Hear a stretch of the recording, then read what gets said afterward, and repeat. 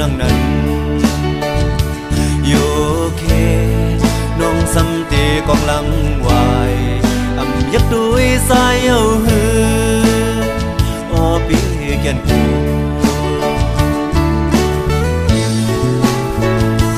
ตาบุญสายสังคืนไหลหันตีไหนใจอ่อนสายเดดินเสือปนเลยย้อนใครขึ้นคอยมาปอหึงอำทางเตะขึ้นทบหันสั่งไหลหันหน้าน้องเตะใน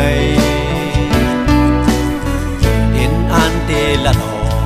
บอกน้องว่าฮักบ่น้องขอบันสั่งไหลลาดความฮักที่ไหนใจปันน้องตั้งหมดเย้าในโยเคเมาใส่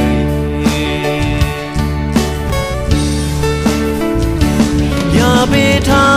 มเป็นสังเปมายันหึงดังยังอ่านปีสม่ำไปเต็มทนกลางใจปีแขนไข่เจียวพอมือถึงหน้าเนื้อน้องยาวอย่าไปถามว่าสายดึกหักอยู่น้องเอ๋ยอันปีพอมาในเย้าขอตอบสายอย่าไปถามเมื่อนาทีเป็นซึ่งมือให้น้องตัวอันหักกึมอยู่เมื่อไหนอยู่ขี้ซ้ำเมื่อในตายถึงมันแก่อย่าไปวนดำ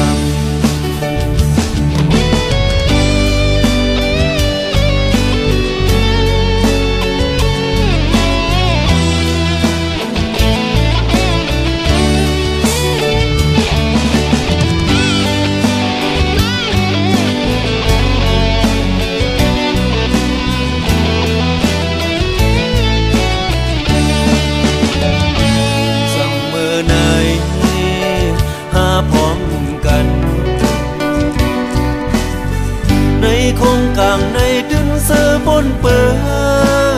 ดพองบนมานั้นตั้งพินหรือก็อย่าให้มีที่เนื้อไผ่สั่งว่าน้องสำหูถึงน้ำยาอ่อนตกยอดเป็นมาไว้ซึ่งในใจเวียมไหลสั่งน้องหักครึ่งปีไว้มันแก่อย่าทำสั่งแทงน้องเอ่ยย้อนให้ป้องเสยอย่าไปถามเป็นสั่งเปมายันหึงตามยังอ่านดีสม่ำไปเต็มทนใจปีแขนไข่เจียวพอมือถึงหน้าเลยน้องเอ๋ยอย่าไปถามว่าสายดึกหักอยู่น้องเอ๋ยปีปอมาในเย้าก็ตอบสายอย่าไปถามเมื่อนาทีเป็นซึ่งให้น้องตัวอันหักกึมอยู่เมื่อไหนดูขี้ซ้ำเมื่อในสายดึกมันแก่อย่าไปวนไกลดูขี้ซ้ำเมื่อในสายดึกมัน